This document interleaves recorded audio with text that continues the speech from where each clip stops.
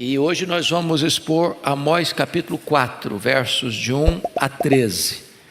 Peço que você abra sua Bíblia comigo nesse texto e após a leitura mantenha esta Bíblia aberta, sua Bíblia aberta nesta passagem. Amós capítulo 4.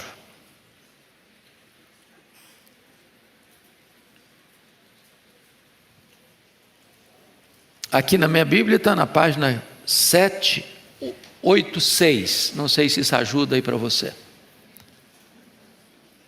Os profetas menores às vezes ficam escondidos nas páginas da Bíblia, né? Amós capítulo 4. Está escrito assim: ouvi esta palavra, vacas de Bazã, que estáis no monte de Samaria, oprimis os pobres, esmagais os necessitados, e dizeis a vosso marido: dai cá e bebamos. Jurou o Senhor Deus pela sua santidade, que dias estão para vir sobre vós, em que vos levarão com anzóis, e as vossas restantes com fisga de pesca. Saireis cada uma em frente de si pelas brechas, e vos lançareis para Harmon, disse o Senhor. Vinde a Betel e transgredi, a Gilgal e multiplicai as transgressões. E cada manhã trazei os vossos sacrifícios, de 3 em 3 dias os vossos dízimos. E ofereceis sacrifício de louvores do que é levedado, e apregoai ofertas voluntárias, e publicai-as, porque disso gostais, ó filhos de Israel, disse o Senhor Deus. Também vos deixei de dentes limpos em todas as vossas cidades, e com falta de pão em todos os vossos lugares. Contudo não vos convertestes a mim, disse o Senhor. Além disso, retive de vós a chuva, 3 meses ainda antes da ceifa, e fiz chover sobre uma cidade, e sobre a outra não. Um campo teve chuva, mas o outro que ficou sem chuva se secou. Andaram 2 ou 3 cidades, indo a outra cidade para beberem água, mas não se saciaram. Contudo não vos convertestes a mim, disse o Senhor. Feri-vos com crestamento e a ferrugem, a multidão das vossas hortas e das vossas vinhas, e das vossas figueiras e das vossas oliveiras, devorou o gafanhoto. Contudo não vos convertestes a mim, disse o Senhor. Enviei a peste contra vós outros à maneira do Egito, os vossos jovens matei-os à espada, e os vossos cavalos deixei-os levar presos, e o mau cheiro dos vossos arraiais fiz subir aos vossos narizes. Contudo, não vos convertestes a mim, disse o Senhor. Subverti alguns dentre vós, como Deus subverteu a Sodoma e Gomorra, e vós fostes como um tição arrebatado da fogueira. Contudo, não vos convertestes a mim, disse o Senhor. Portanto, assim te farei, ó Israel, e porque isso te farei, prepara-te, ó Israel, para te encontrares com o teu Deus. Porque é Ele quem forma os montes e cria o vento, e declara ao homem qual é o seu pensamento, e faz da manhã trevas, e pisos altos da terra. Senhor, Deus dos exércitos, é o seu nome. Você pode ler comigo o verso 12, todos são a sua voz, vamos juntos? Portanto, assim te farei, ó Israel, e porque isso te farei, prepara-te, ó Israel, para te encontrares com o teu Deus. O povo de Deus diante do tribunal de Deus, é o nosso tema para esta manhã. Era o dia 31 de outubro de 1996. O aeroporto de Congonhas estava tão lotado como sempre esteve. Era um voo da TAM, voo 402, com destino ao Rio de Janeiro. Aos arredores o movimento era o mesmo. Famílias se levantavam cedo para levar filhos à escola, outros para permanecer em casa, alguns já saíam para o trabalho. Era o voo das 8h30. Ali estavam médicos professores, advogados, comerciantes, donas de casa, estudantes. Quando os alto-falantes anunciaram: última chamada. E então os últimos passageiros entram pelo portão, entram naquela aeronave da TAM, um Fokker 100, as portas se fecham, o comandante dá as últimas notícias sobre o voo, está tudo bem. E então, o comissário de bordo dá as instruções de segurança do voo, enquanto todos estão lendo alguma coisa, ninguém prestando atenção nessas informações. Era um voo rápido, 40 minutos. E então, a aeronave vai para a cabeceira da pista e decola. 2 minutos depois, essa aeronave já tinha perdido o controle e tinha caído sobre as casas próximas a Congonhas, virado uma bola de fogo, e os corpos carbonizados. Aquele não era um voo para o Rio de Janeiro, aquele era um voo para a eternidade. Não sabemos se aquelas pessoas estavam preparadas para pousarem na eternidade. Mas você e eu ainda estamos aqui. E a palavra de Deus para você é esta: prepara-te para te encontrares com o teu Deus. Esse texto é um alerta, é um grito no megafone de Deus aos ouvidos da nossa alma: prepara-te para te encontrares com o teu Deus. Amós, que era um agricultor, colhedor de sicômoros, que cuidava de ovelhas, era um boieiro,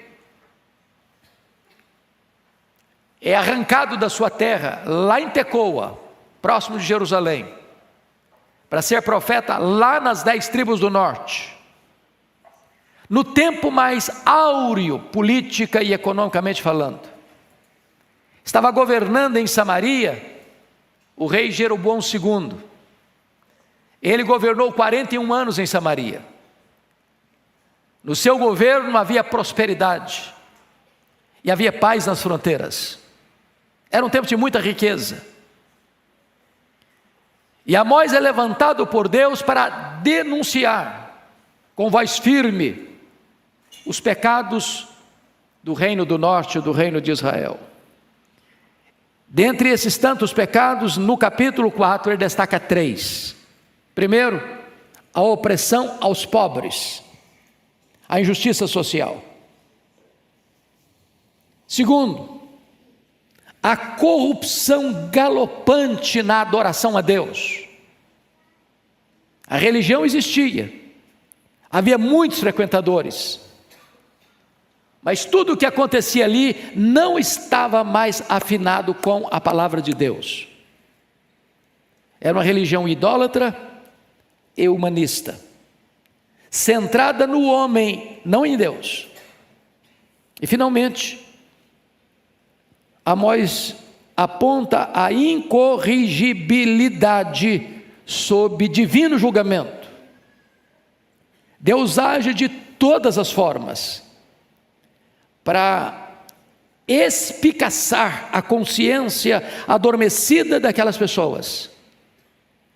E apesar de tantas vozes eloquentes de Deus, a nação se recusou a se converter ao Senhor, se recusou a converter-se ao Senhor, recusou-se a converter-se ao Senhor.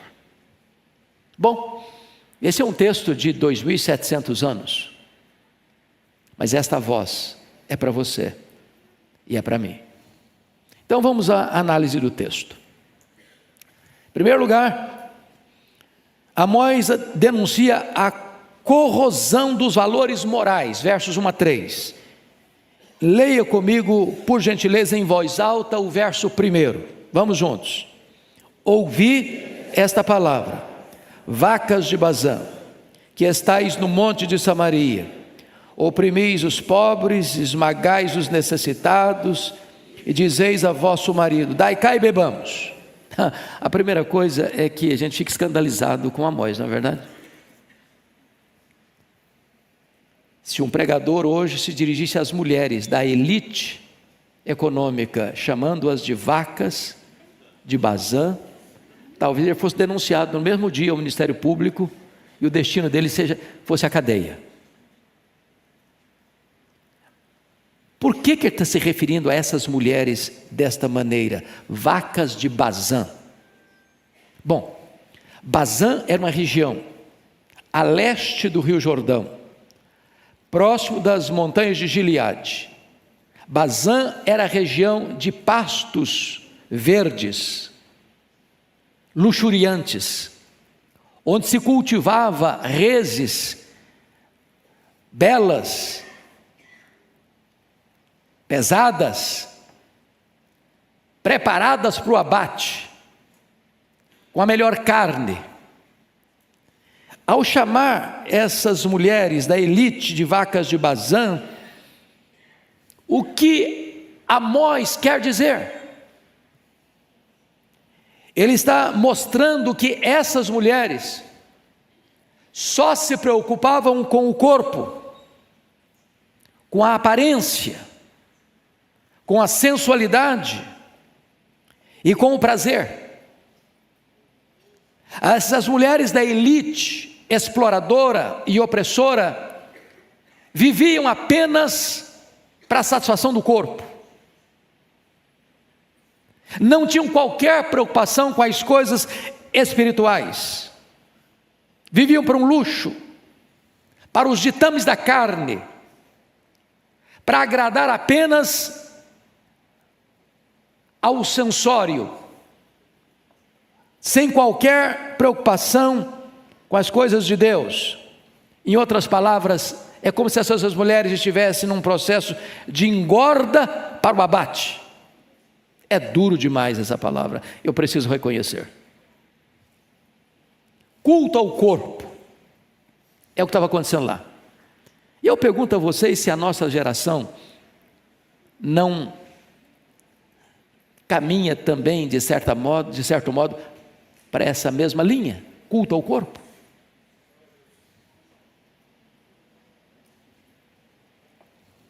Onde nós estamos vivendo uma somolatria, a palavra soma no grego é corpo, somolatria é culto ao corpo.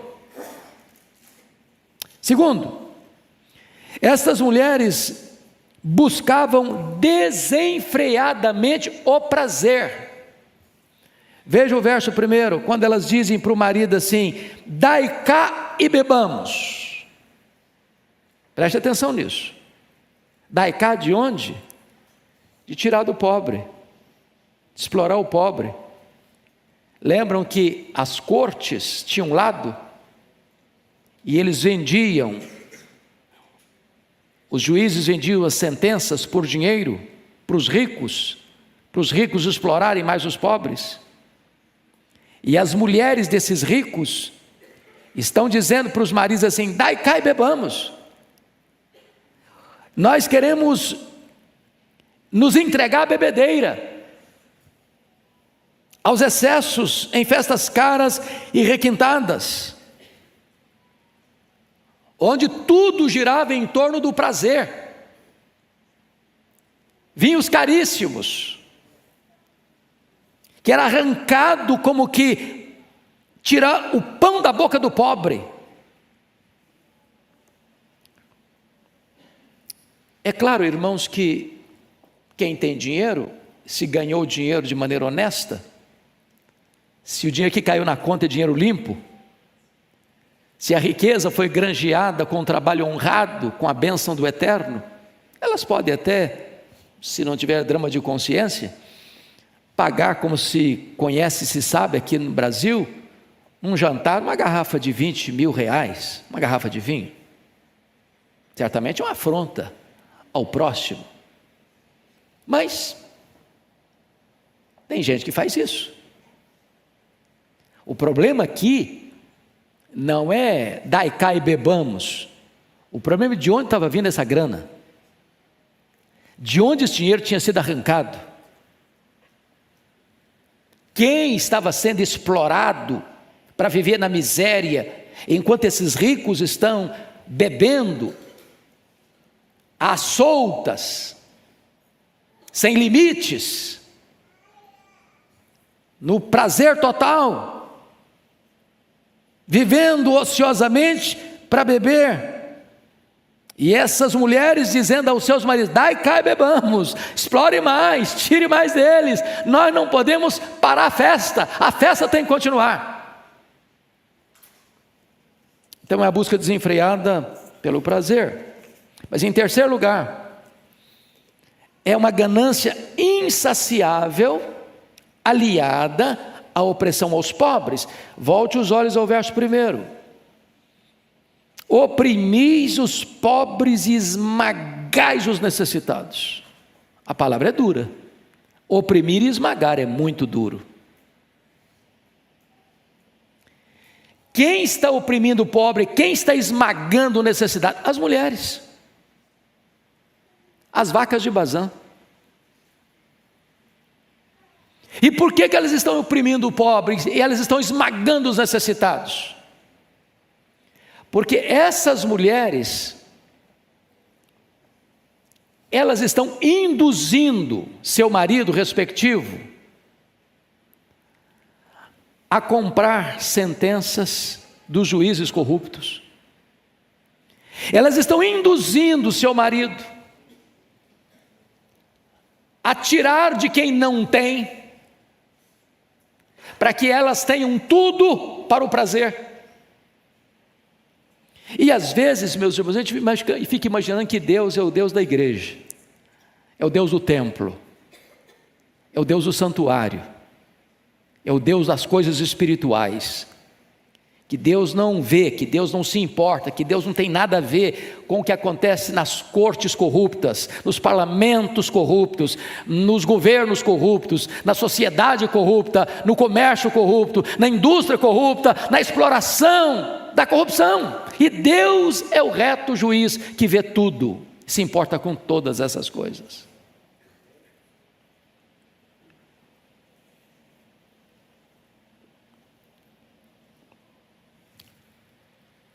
Então preste atenção nisso. Nós não abraçamos a teologia da justiça social pela justiça social. Nós não somos da teologia da libertação.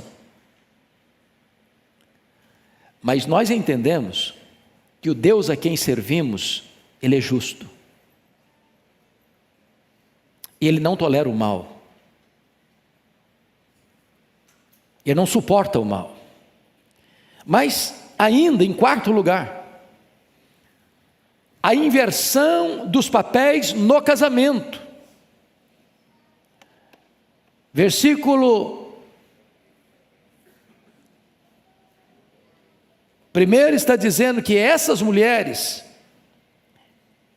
é que estão dizendo, ou que estão fazendo, oprimindo o pobre, esmagando o necessitado, e dizendo ao marido: dai cá e bebamos. O que está acontecendo aqui? Desculpe de dizer isso, tá? As mulheres estão mandando no seu marido, e pela pior motivação. Preste atenção nisso. As mulheres, historicamente, foram sempre as guardiãs dos valores morais. Ora, quando as mulheres se corrompem, é porque a sociedade já foi para o fundo do poço. Essas mulheres não estão dizendo para o marido assim: olha, marido, pega leve, vocês estão fazendo injustiça, coitado do fulano, ele precisa sustentar a família dele. Que isso, marido? Para com essa avareza, nós já temos o suficiente. Para que tomar do que é pobre? Para que fazer injustiça para que a gente se enriqueça mais? Não faça isso. Não, são essas mulheres que estão mandando no marido. O marido está tendo uma agenda de opressão, porque por trás do marido tem uma mulher que está instigando ao mal. E é por isso que Amós, que era um boiadeiro, que entendia muito bem das reses, do que era esse negócio, não encontra um outro adjetivo para chamar essas matronas de vacas de Bazã. Quinto lugar, o justo juízo de Deus sobre o pecado, versos 2 e 3. Agora, leia o verso 2 comigo. Jurou o Senhor Deus, pela sua santidade, que dias estão por vir sobre vós, em que vos levarão com anzóis, e as vossas restantes com fisga de pesca. Versículo 3. Saireis cada uma em frente de si pelas brechas, e vos lançareis para Harmon, diz o Senhor. Quando o Senhor Deus jura, Ele não tem ninguém maior que Ele a quem apelar para jurar. Então Deus jura pelo atributo que é a essência dEle. E qual é a essência do ser de Deus? Ele é santo, santo, santo. Você nunca vai encontrar na Bíblia Deus é amor, amor, amor. Você nunca vai encontrar na Bíblia Deus é justo, justo, justo. Você vai encontrar na Bíblia que Deus é santo, santo, santo. Quando você diz santo, você define. Quando você diz santo, santo, você enfatiza. Quando você diz santo, santo, santo, você coloca em grau superlativo. Essa é a essência de Deus, Ele é santo. Então Deus está jurando pela sua própria essência que Ele vai fazer algo. E o que Ele vai fazer? Ele vai trazer dias. Não apenas dias, mas dias estão para vir sobre vós. E o que vai acontecer?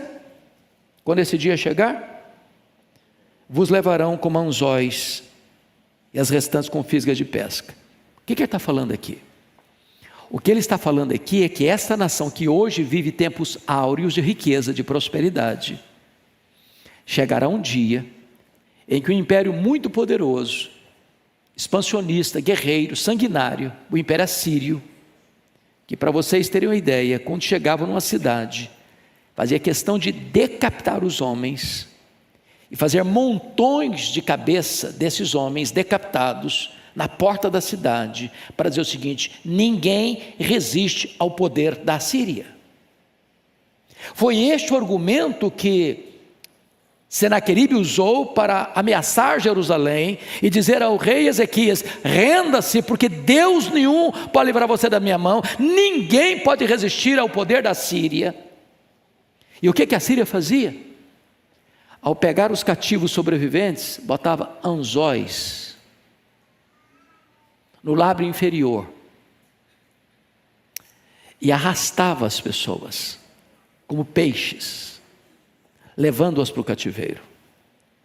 O que Amós está dizendo é que quando a Síria vier, quando Samaria cair nas mãos do Império Assírio, e isso aconteceu no ano 722 a.C., essas mulheres estavam induzindo seus maridos respectivos a tomarem, a esmagarem, a oprimirem o pobre. Elas seriam arrastadas com ganchos, com anzóis para o cativeiro. Em outras palavras, o que o homem semear, isso ele ceifará. Ninguém semeia o mal e colhe o bem. De Deus não se zomba. Bom, esse é o primeiro alerta então. Vamos ao segundo pecado que ele menciona. Versículos 4 e 5, a hipocrisia na prática religiosa. Você pode ler os versos 4 e 5 comigo? A uma só voz, vamos juntos? Vinde a Betel e transgredi, a Gilgal e multiplicai as transgressões, e cada manhã trazei os vossos sacrifícios, de 3 em 3 dias os vossos dízimos. E ofereceis sacrifício de louvores do que é levedado, e apregoai ofertas voluntárias, e publicai-as, porque disso gostais, ó filhos de Israel, disse o Senhor Deus. Então destacaremos aqui 4 pontos. Primeiro, uma religião eivada de sincretismo religioso. Então vamos retroceder só um pouquinho. Salomão morreu no ano 931 a.C.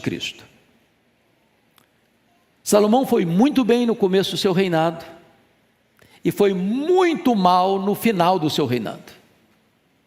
Salomão acabou caindo na idolatria. Salomão acabou não preparando o seu filho Roboão para sucedê-lo. Então, em virtude da insensatez administrativa de Roboão, que não atendeu ao pedido do povo para aliviar os impostos. Por quê? Porque o luxo da corte salomônica custou ao povo altos tributos. Rei rico, povo pobre, não tem almoço de graça. Para o governo estar vivendo, nadando no luxo, quem está pagando a conta é o povo. E de que maneira que o povo paga a conta? Com tributos, com impostos pesados, cada vez mais pesados, para manter o luxo da corte. Roboão não atendeu ao pedido do povo, e então das 12 tribos que tinham, 10 tribos romperam com o rei, filho de Salomão, formando um outro reino, o reino do norte, o reino de Israel. Pois bem, esse rei cismático, que rompe com a dinastia de Davi, chamava-se Jeroboão. Jeroboão I, porque agora quem está governando é o Jeroboão II. O que ele fez? Ele pensou: se os meus súditos voltarem lá para Jerusalém, onde está o templo, todo o aspecto religioso de Israel estava focado no templo. Ele pensou: eles vão acabar voltando para lá, eles vão me abandonar. Na verdade, eles vão fazer mais do que isso, eles vão me matar depois. Então o que ele fez?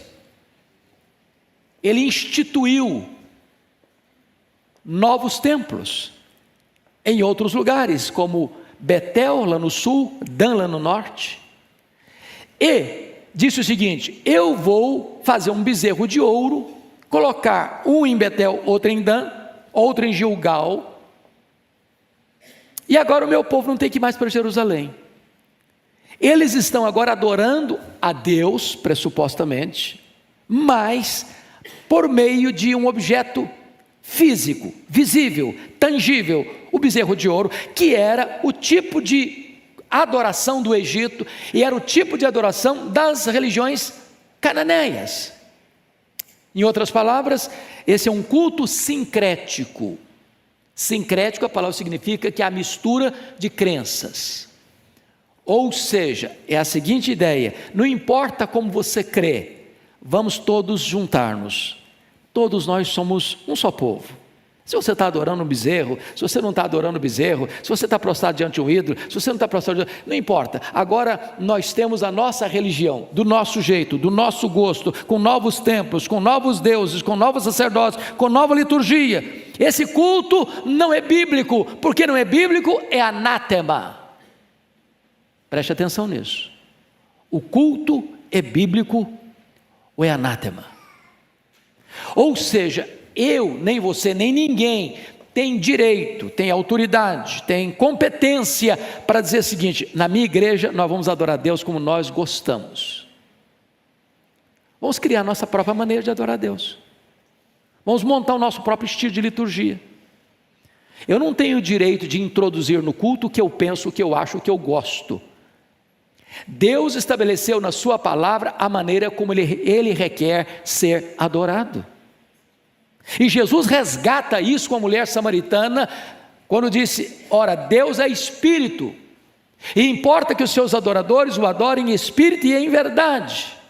Porque Deus não procura adoração, Deus procura adoradores, que o adorem em espírito e em verdade. Segundo lugar, não era apenas uma religião eivada de sincretismo, mas era uma religião fortemente ritualista. Veja vocês o que acontecia nesse culto. Oferecei sacrifício de louvores, do que é levedado. Então já está o meu primeiro problema aqui, que os sacrifícios não podiam ser levedados. Tinha que ser sem fermento. Eles já estão mudando o que a palavra de Deus orienta. Segundo, apregoai ofertas voluntárias e publicai-as. Então, estão fazendo coisa boa. Ofertas voluntárias, generosidade. Ofertantes generosos, diríamos nós hoje aqui. Mas, olha comigo o versículo de número 4. A cada manhã trazei os vossos sacrifícios. Então todo dia tinha culto, tinha sacrifício. Tem mais, de 3 em 3 dias os vossos dízimos. Eles faziam mais do que a lei requeria. 3 em 3 dias tinha gente entregando dízimo.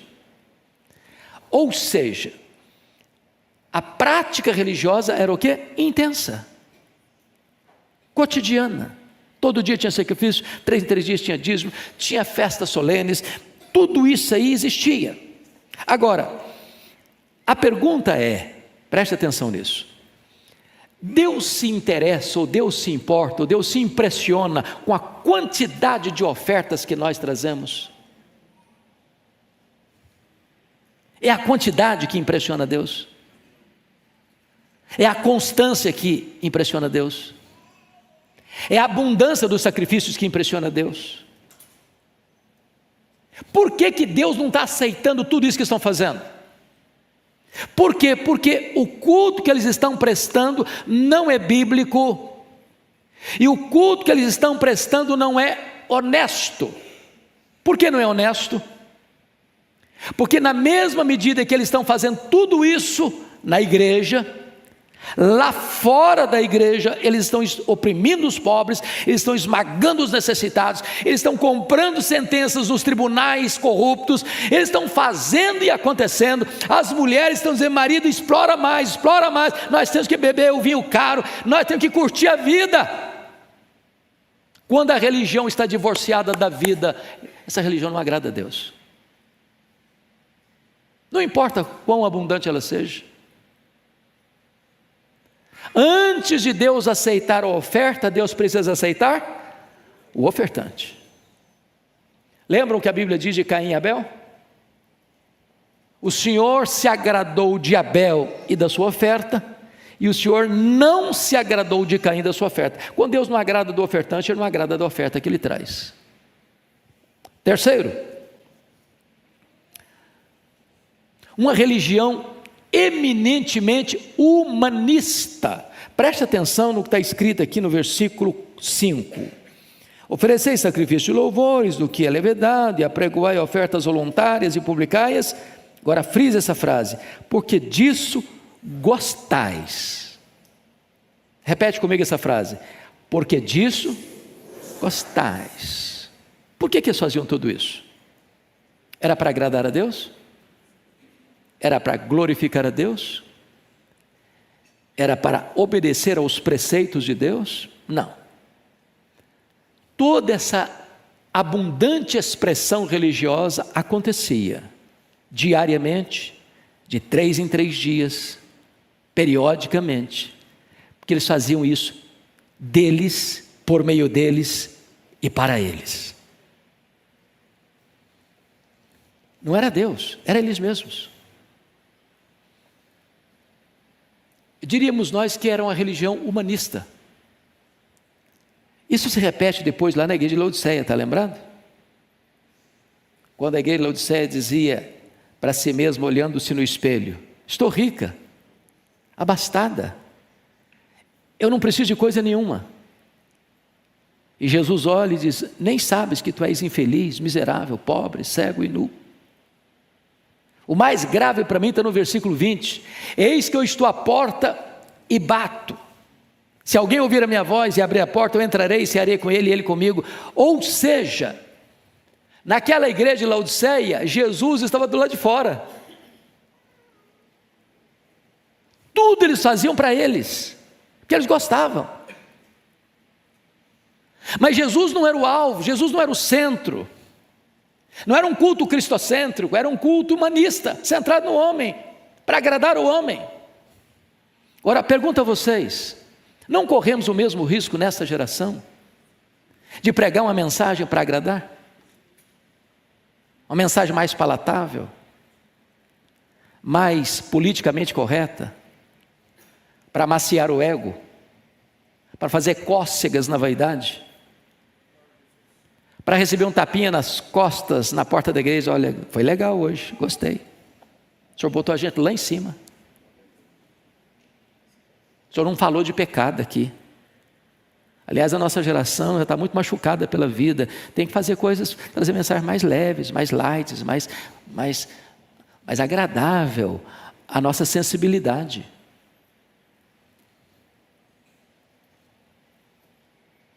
Corremos o mesmo risco de fazer, não porque isso está honrando a Deus, mas fazer porque nós gostamos. É desse jeito que nós gostamos.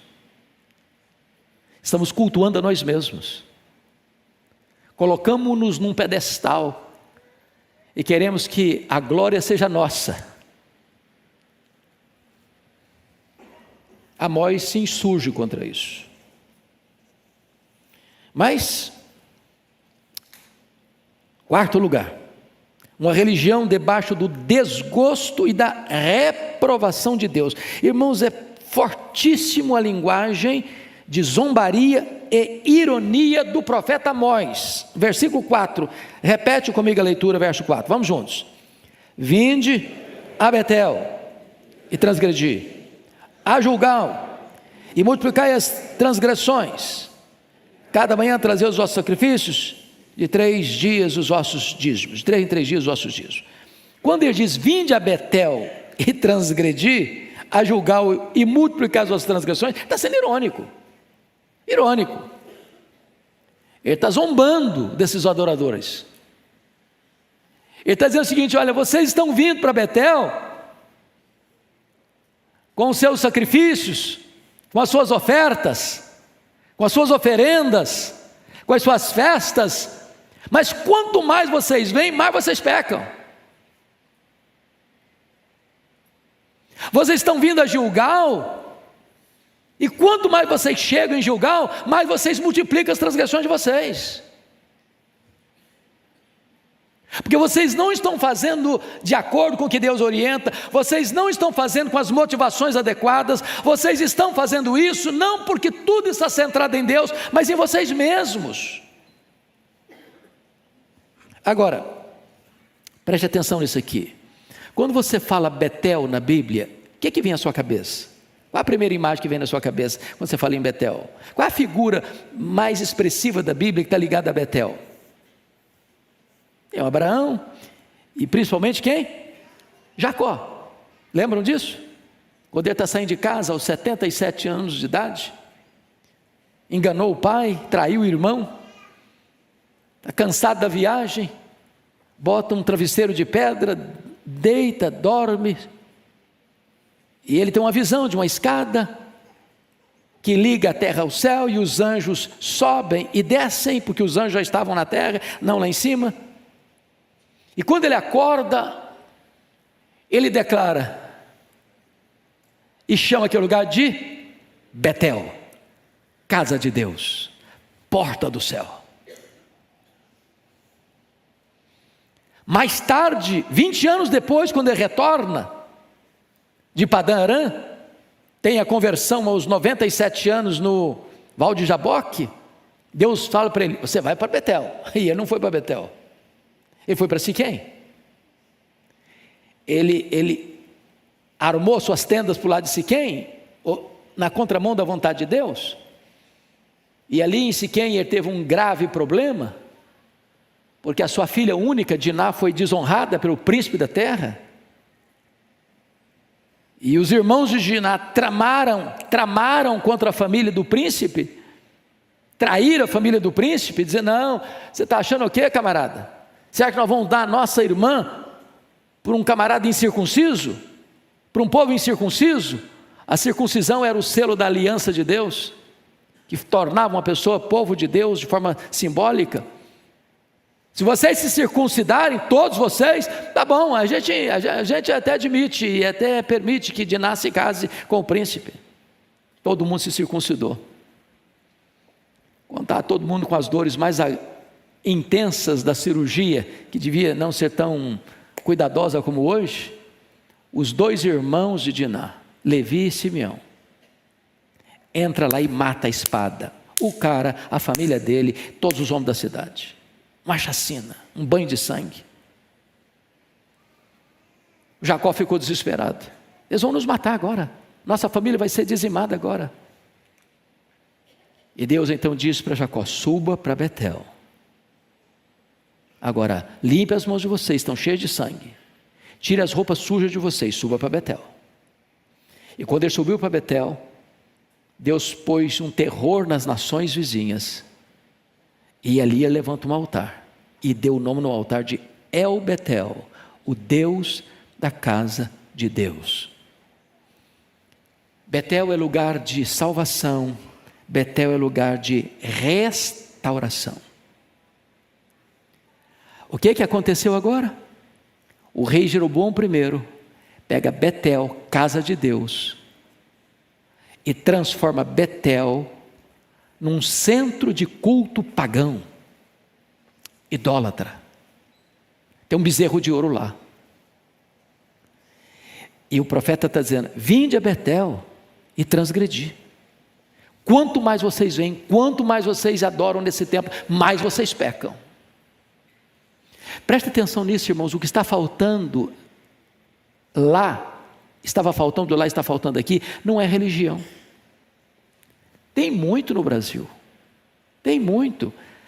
Eu li um livro há poucos dias, de um sociólogo brasileiro, e ele fez uma pesquisa e descobriu que no Brasil tem mais de 104 mil CNPJs de igreja. Sabe o que é isso? Mais de 104 mil CNPJs de igreja. Tem igreja em todo canto, em todo quintal, em toda esquina. O Brasil é um país religioso. Mais de 30% das nossas cidades têm nome de santos da tradição cristã. São Paulo, por exemplo. Você vai na cidade do Rio de Janeiro, você não vê um Buda lá no monte, você vê um Cristo.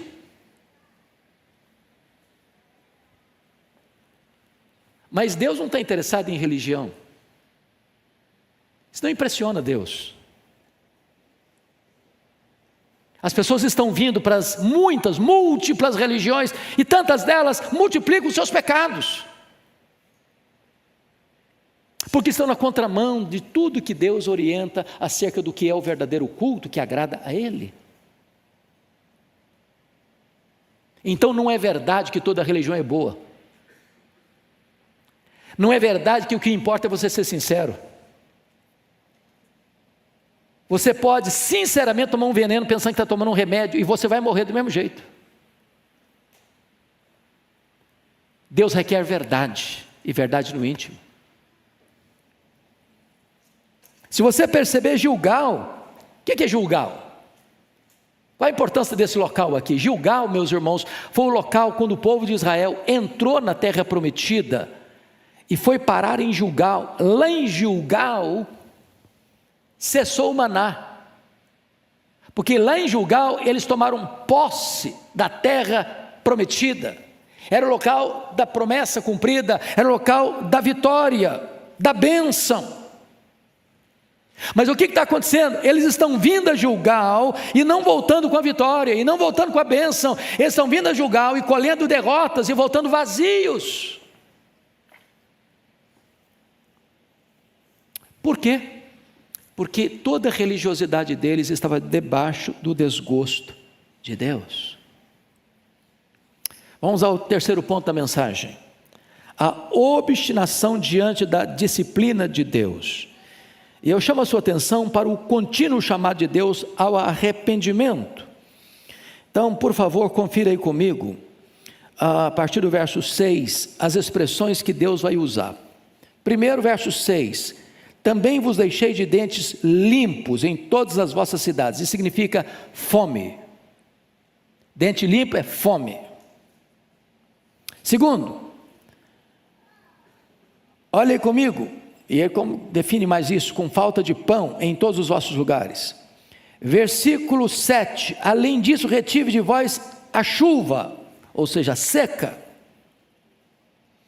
Olha o versículo 9, feri-vos com crestamento e ferrugem, a multidão das vossas hortas, das vossas vinhas, e das vossas figueiras, e das vossas oliveiras, devorou o gafanhoto, ou seja, a destruição das colheitas. Ora, versículo 10, parte A, enviei a peste contra vós outros, à maneira do Egito, ou seja, a enfermidade. Versículo 10, parte B, os vossos jovens matei-os à espada, os vossos cavalos deixei-os levar, ou seja, a guerra. Versículo 11, subverti alguns dentre vós, como Deus subverteu Sodoma e Gomorra, ou seja, a catástrofe. Agora preste muita atenção aqui. Amós não seria de forma nenhuma aceito na sociedade contemporânea com a sensibilidade tão à flor da pele. Amós jamais poderia ser aplaudido pela nossa sociedade humanista. Amós não passaria no teste na descrição de Deus, porque quem está trazendo todos esses juízos é Deus.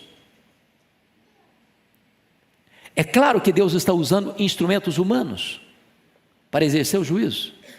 A pergunta é, por que é que Deus está trazendo a fome? Por que é que Deus está trazendo a seca? Por que é que Deus está trazendo a destruição das colheitas? Por que é que Deus está trazendo a enfermidade? Por que é que Deus está trazendo a guerra? Por que é que Deus está trazendo a catástrofe? Por quê? Porque o povo não quis ouvir Deus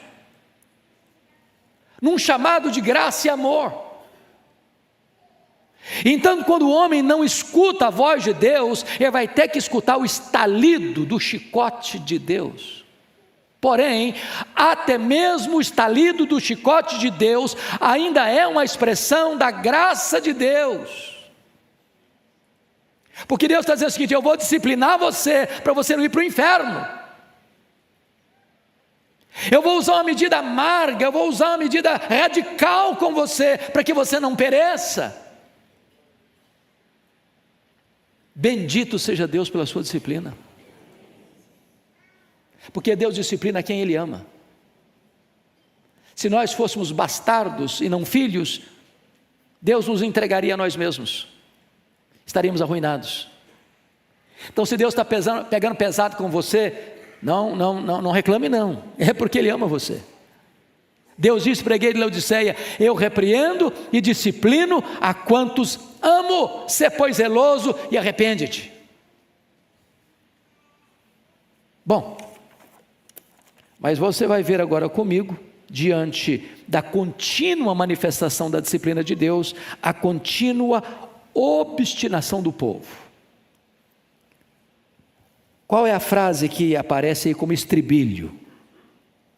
No verso 6, contudo não vos convertestes a mim, disse o Senhor. Versículo 8, contudo não vos convertestes a mim, disse o Senhor. Versículo 9, contudo não vos convertestes a mim, disse o Senhor. Versículo 10, contudo não vos convertestes a mim, disse o Senhor. Versículo 11, contudo não vos convertestes a mim, disse o Senhor. O que você está vendo? Esse estribilho repetido e repetido e repetido. Apesar da dose amarga e da medida radical de Deus, o povo obstinadamente não quis ouvir a voz de Deus. Põe na tela para mim, se você puder, filho, Provérbios 29, versículo 1. Vamos ler esse versículo. Provérbios 29, verso 1. Vamos ler juntos? O homem repreendido endurece a cerviz, será quebrado de repente, sem que haja cura. Está aí o alerta de Deus. Então vamos ao último ponto da mensagem. Ficamos atentos então que eles se recusam a crer que suas punições tinham relação com o seu pecado. E eles são uma demonstração para nós que o sofrimento por si mesmo não pode levar o pecador ao arrependimento. Preste muita atenção nisso. É muito comum você escutar o seguinte adágio popular: quem não vem, quem completa para mim? Quem não vem pelo amor, vem pela dor. Esse adágio não é verdadeiro. Preste atenção nisso. O que leva o homem a Deus, o que traz o homem de volta para Deus, não é a dor, é a graça. Porque a dor sem a graça endurece ainda mais. Está escrito lá em Apocalipse 16, que diante dos flagelos que Deus trouxe, as pessoas rilhavam os dentes de ira contra Deus. É a reação da mulher de Jó: amaldiçoa esse teu Deus e morre. Se a graça de Deus não operar em nós, irmãos, podemos sofrer o máximo, e ainda assim o nosso coração não se quebra. Sabe por quê? O mesmo sol que amolece a cera, endurece o barro. É a bondade de Deus que nos conduz ao arrependimento. Bom, então, terminando, vamos ver o quarto e último ponto, o inevitável juízo de Deus. Primeiramente, Amós fala da certeza do juízo, versículo 12. Portanto, assim te farei, ó Israel. Deus é fiel nas suas promessas e Deus é fiel no seu juízo. Segundo, o encontro com Deus do juízo, está escrito no verso 12. Olha aí comigo, por gentileza.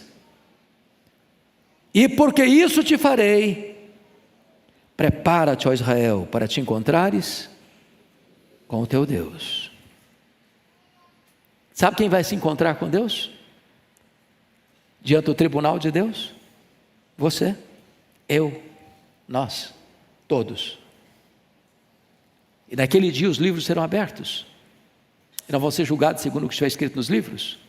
Daremos conta das nossas palavras, das nossas obras, das nossas omissões, dos nossos pensamentos. E o que Amós está mostrando é a necessidade do preparo. Prepara-te. Mas não é preparar na hora final, não, porque na hora final você não sabe se vai ter tempo. Lembra que Jesus contou do camarada que fez uma colheita abundante, derrubou os celeiros ruins que tinha, construiu novos celeiros, ajuntou muita coisa, e disse: agora, ó minha alma, come, bebe, regala-te por longos anos. E ele escutou aquela mesma noite alguém dizendo: louco, esta noite pediram a tua alma, e o que tens preparado para quem será? Ou aquele outro caso que Jesus contou de um homem rico que só pensava em banquetes, em roupas caras, e tinha na porta dele um lazarento, chagado, que se desejava comer das migalhas que caiu da sua mesa. E esse rico morreu, e a Bíblia diz que foi para o inferno. A alma dele foi para o inferno, o corpo foi sepultado. Agora não tem mais chance, agora não tem mais oportunidade.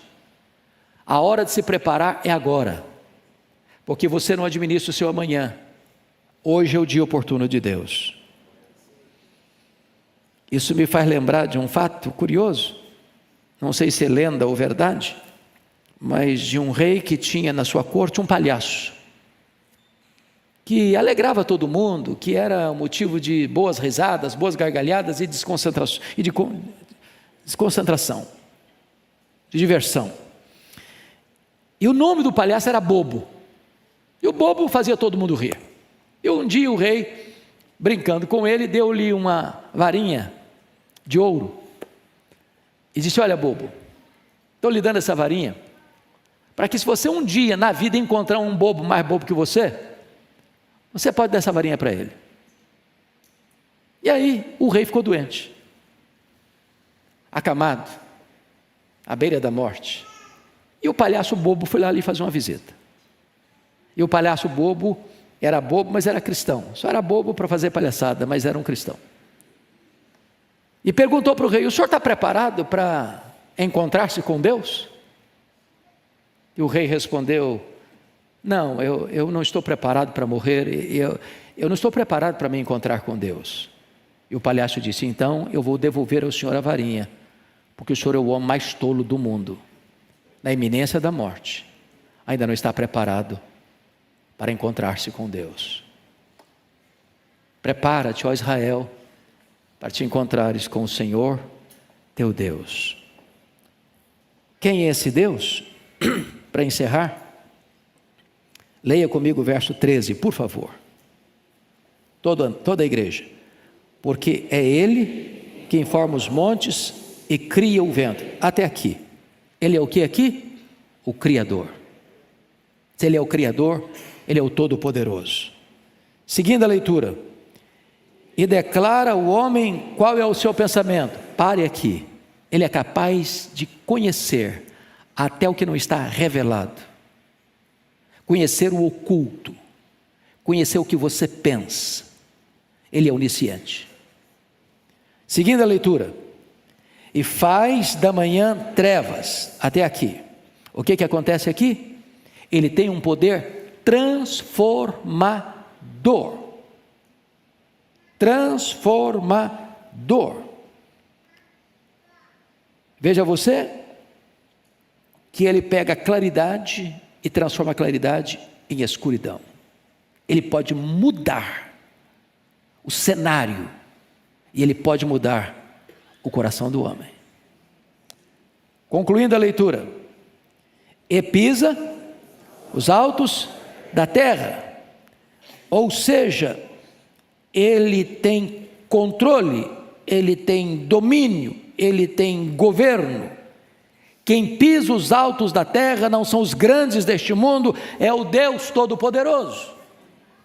Mas ele conclui assim: Senhor, Deus dos exércitos, é o seu nome. Quando diz Senhor, é Iavé, é o Deus da aliança. Mas ele, o Deus da aliança, é também o Deus dos exércitos, o Deus que comanda as nações, dirige as nações, que tem poder sobre as nações, que coloca no trono, que faz apiar do trono. Este é o seu nome. É diante desse Deus Todo-Poderoso que você e eu vamos ter que comparecer. Prepara-te, ó Israel, para te encontrares com o teu Deus. Eu sei, irmãos, que um sermão desse a gente sai meio amassado, né? Tem dia que tem melzinho na boca, mas tem dia que Deus dá um remédio mais amargo e a gente tem que aguentar. Não é assim mesmo? Então Amós pega pesado o tempo todo. E a gente tempera isso, né? Um dia tem sobremesa, tem dia que Deus dá uma carne dura para você mastigar. Mas é palavra de Deus. E feliz é aquele que escuta a palavra de Deus, e não apenas escuta, mas a coloca em prática. Vamos ficar em pé e vamos orar.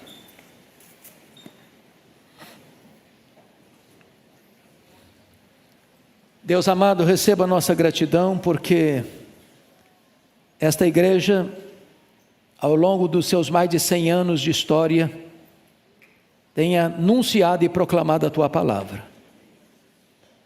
E nós declaramos o nosso coração disposto a ouvir a Tua voz. Precisamos, Deus, desesperadamente,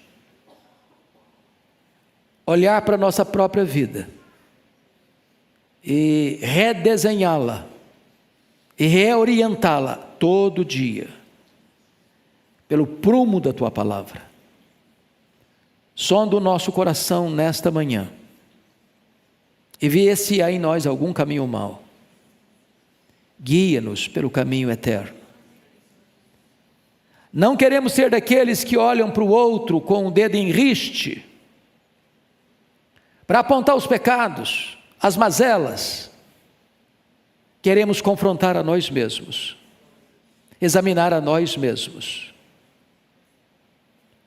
e nos humilhar debaixo da tua poderosa mão.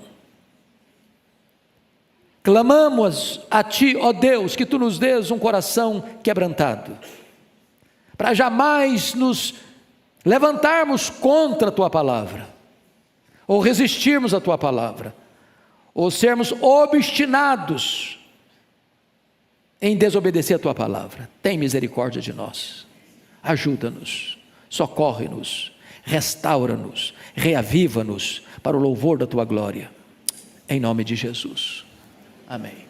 Deus abençoe, amados, muito obrigado.